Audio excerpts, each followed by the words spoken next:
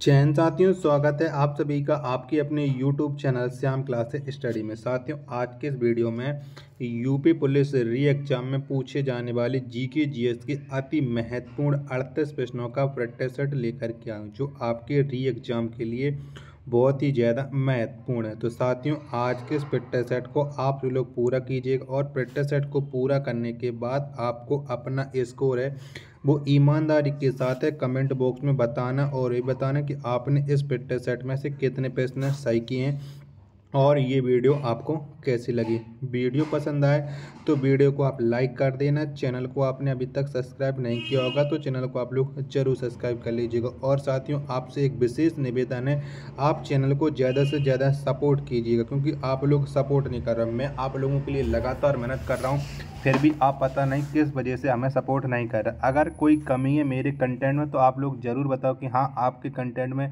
ये कमी है जिसकी वजह से हम आपको सपोर्ट नहीं कर रहे हैं, तो हम उस कमी को दूर करने की पूरी कोशिश करेंगे। तो एक बार आप लोग अपनी राय वो कमेंट बॉक्स में ज़रूर बताना। तो फिर चलिए शुरू करते हैं। पहला प्रश्न है आपके सामने कि हड़प्पा स्थलों में कांस्य नर्तकी की मूर्ति कहाँ से प्राप्त हुई हैं। तो कहाँ से प्राप्त हुई हैं? तो हड़प्पा स्थलों में जो कांस्य नर्तकी की मूर्ति प्राप्त हुई हैं, ये प्राप्त हुई हैं मोहनजोदड़ो से। कहाँ से? मोहनजोदड़ो से। तो एक का राइट आंसर है ऑप्शन संख्या डी, इस प्रश्न का राइट आंसर है वो हो जाएगा। प्रश्न संख्या 2 है आपके सामने की आर्य भारत में सबसे पहले कहाँ बसे। तो कहाँ बसे थे आर्य भारत में सबसे पहले? तो ये सबसे पहले बसे थे भारत में सप्तसेंधा प्रदेश में, यानी 2 का राइट आंसर है वो ऑप्शन संख्या ए। इस प्रश्न का राइट आंसर हो जाएगा। प्रश्न संख्या 3 है आपके सामने की चौथे बौद्ध संगति का आयोजन किसके शासनकाल में हुआ था। तो किसके शासनकाल में हुआ था? तो चौथी बौद्ध संगति का जो आयोजन हुआ था वो हुआ था कनिष्क के शासनकाल में, यानी 3 का जो राइट आंसर होगा वो हो जाएगा ऑप्शन संख्या ए। इस प्रश्न का राइट आंसर हो जाएगा।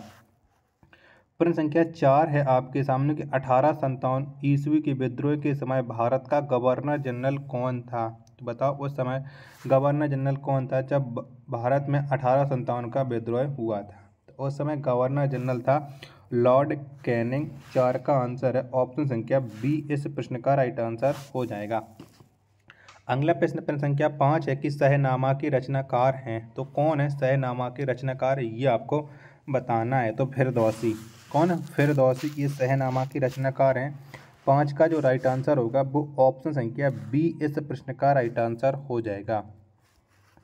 नेक्स्ट प्रश्न है आपके सामने प्रश्न संख्या 6 कि निम्नलिखित में से कौन सा हिंदुस्तानी संगीत शैली का हिस्सा नहीं है। तो इनमें से एक है जो हिंदुस्तानी संगीत शैली का हिस्सा नहीं है। कौन सा नहीं, ये बताना है। तो तराना। क्या तराना ये नहीं है। 6 का राइट आंसर है ऑप्शन संख्या सी। इस प्रश्न का राइट आंसर हो जाएगा। प्रश्न संख्या 7 है आपके सामने के पृथ्वी के सबसे निकट ग्रह है। तो कौन सा ग्रह है जो पृथ्वी के सबसे निकट है? तो शुक्र एक ऐसा ग्रह है जो पृथ्वी के सबसे निकट है। 7 का राइट आंसर है ऑप्शन संख्या बी। इस प्रश्न का राइट आंसर हो जाएगा। प्रश्न संख्या 8 है आपके सामने कि खनिज तेल एवं कोयला किन चट्टानों में पाया जाता है। तो कौन सी चट्टानों में पाया जाता है, ये आपको बताना है। तो जो खनिज तेल एवं कोयला है ये अवसादी चट्टानों में पाया जाता है। 8 का राइट आंसर है ऑप्शन संख्या ए। इस प्रश्न का राइट आंसर हो जाएगा। प्रश्न संख्या 9 है आपके सामने कि दिन और रात कहाँ बराबर होते हैं। तो कहाँ पर बराबर होते हैं? तो दिन और रात ये विषुवत रेखा पर, कहाँ पर? ये विषुवत रेखा पर बराबर होती हैं। 9 का राइट आंसर है ऑप्शन संख्या सी। इस प्रश्न का राइट आंसर हो जाएगा। अगला प्रश्न प्रश्न संख्या 10 है आपके सामने कि हीराकुंड बांध किस नदी पर बनाया गया है। तो कौन सी नदी पर बनाया गया है? तो जो हीराकुंड बांध है ये महानदी पर बनाया गया है। कहाँ पर? महानदी पर। 10 का आंसर है ऑप्शन संख्या सी। इस प्रश्न का राइट आंसर है हो जाएगा।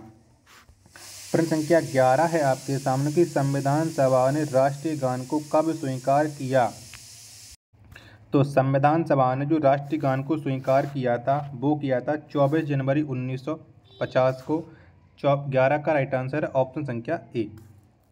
प्रश्न संख्या 12 है आपके सामने कि यदि प्रधानमंत्री या कोई अन्य मंत्री सदन का सदस्य नहीं है तो उसे पद पर बने रहने के लिए कितने दिनों के अंदर संसद का सदस्य बनना आवश्यक है। तो कितने दिनों के अंदर ये सदस्य बनना आवश्यक है, 12 का राइट आंसर आप लोगों को बताना है। तो 6 माह के अंदर, क्या 6 माह के अंदर है बनना आवश्यक है। 12 का राइट आंसर है ऑप्शन संख्या बी इस प्रश्न का राइट आंसर हो जाएगा।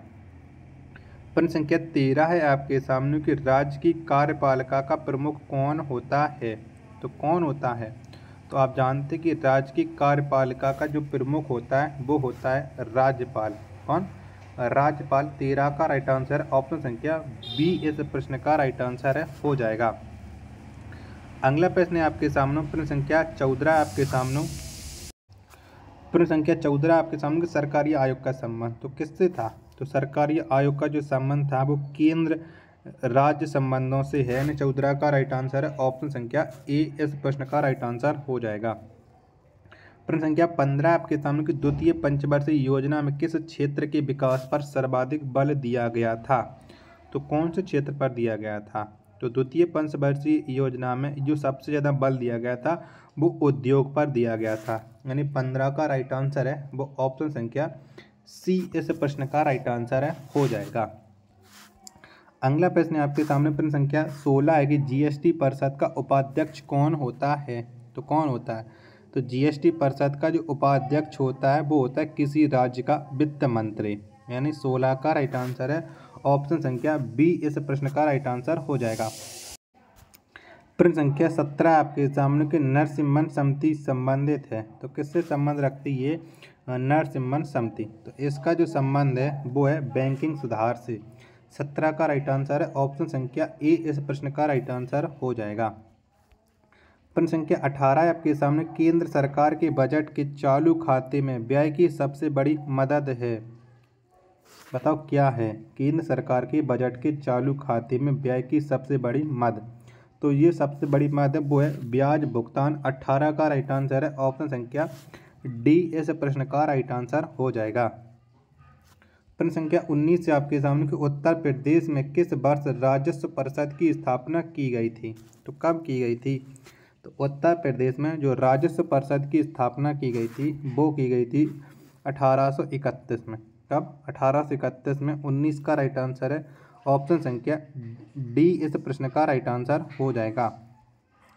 प्रश्न संख्या 20 है आपके सामने कि अनुप्रस्थ तरंगें किस माध्यम से उत्पन्न की जा सकती हैं। तो ये कौन से माध्यम से उत्पन्न की जा सकती हैं अनुप्रस्थ तरंगें। तो सिर्फ ठोस में ये उत्पन्न की जा सकती हैं। 20 का राइट आंसर है ऑप्शन संख्या बी इस प्रश्न का राइट आंसर है हो जाएगा। प्रश्न संख्या 21 है आपके सामने कि सूर्य से पृथ्वी पर ऊष्मा का संचरण किस विधि के द्वारा होता है। तो कौन सी विधि के द्वारा होता है, तो सूर्य से पृथ्वी पर जो ऊष्मा का संचरण होता है वो होता है विकिरण विधि के द्वारा। किसकी, विकिरण विधि के द्वारा। 21 का आंसर है ऑप्शन संख्या सी इस प्रश्न का राइट आंसर है हो जाएगा।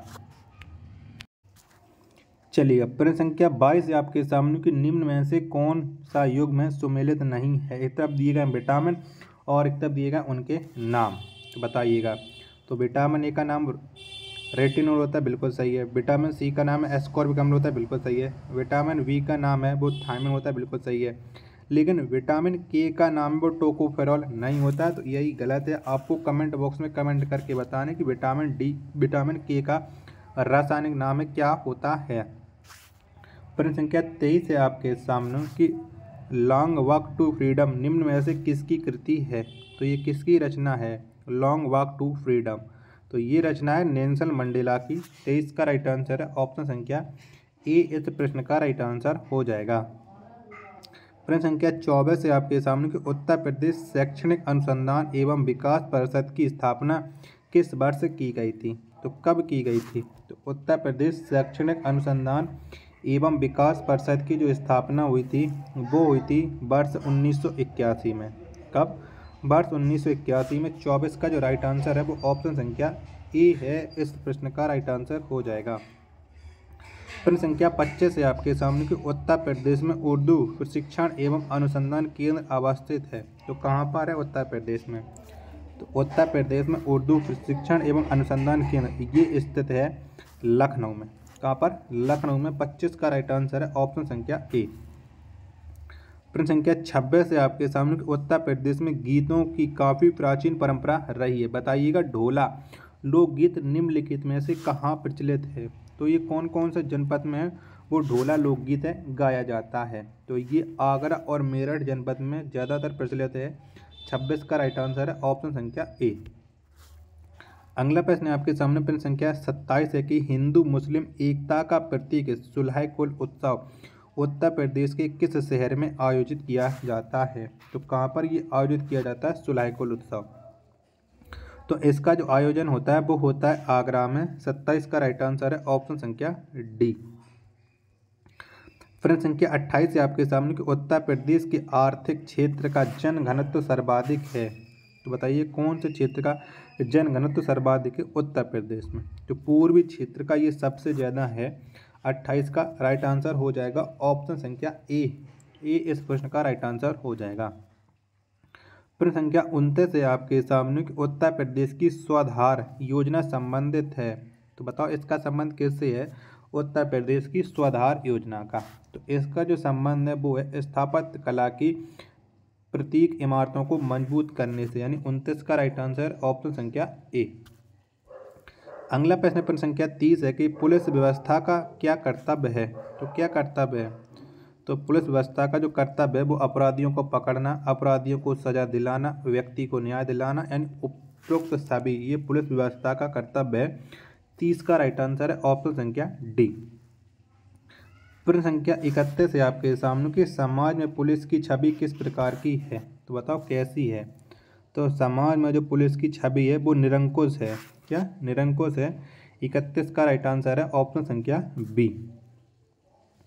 प्रश्न संख्या 32 है आपके सामने कि कौन सा जैवीय कारक मरुस्थलों में कम वनस्पति के उत्पादन के लिए उत्तरदायी होता है? तो बताओ कौन सा होता है? 32 का राइट आंसर क्या हो जाएगा? तो ये उत्तरदायी होता है जंतुओं तथा बकरियों द्वारा चरना। 32 का आंसर ऑप्शन संख्या ए। चलिएगा, अगला प्रश्न है आपके सामने, प्रश्न संख्या ये 34 है कि इकोलॉजी शब्द का सर्वप्रथम प्रयोग किया। तो किसने किया था इकोलॉजी शब्द का सबसे पहले प्रयोग? तो ये किया था हेकल ने। किसने? हेकल ने किया था। 34 का राइट आंसर ऑप्शन संख्या बी इस प्रश्न का राइट आंसर हो जाएगा। प्रश्न संख्या 35 है आपके सामने कि मलेशिया की राजधानी कहाँ है? तो कहाँ पर है मलेशिया की राजधानी? तो कुआलालंपुर। क्या? कुआलालंपुर ये मलेशिया की राजधानी है। 35 का जो राइट आंसर होगा वो ऑप्शन संख्या ए इस प्रश्न का राइट आंसर हो जाएगा। अगला प्रश्न प्रश्न संख्या 36 है आपके सामने कि लेबनान की मुद्रा क्या है? तो कौन सी है लेबनान की मुद्रा? तो लेबनान की जो मुद्रा है वो है पाउंड है। 36 का आंसर ऑप्शन संख्या बी इस प्रश्न का राइट आंसर हो जाएगा। प्रश्न संख्या 37 है आपके सामने कि विश्व जल दिवस किस दिन मनाया जाता है? तो कब मनाया जाता है विश्व जल दिवस? तो 22 अप्रैल को, नहीं सॉरी 24 मार्च को विश्व जल दिवस मनाया जाता है। 22 अप्रैल को तो पृथ्वी दिवस मनाया जाता है। तो 37 का जो राइट आंसर हो जाएगा वो हो जाएगा 22 मार्च ऑप्शन संख्या ए। चलेगा, तो इतने ही प्रश्न थे। अगर आपको ये वीडियो पसंद आई तो प्लीज़ वीडियो को आप लाइक कर देना। चैनल को आप लोगों ने अभी तक सब्सक्राइब नहीं किया होगा तो चैनल को आप लोग जरूर सब्सक्राइब कर लेना। मिलते हैं अपन नेक्स्ट वीडियो में, तब तक के लिए धन्यवाद। जय हिंद।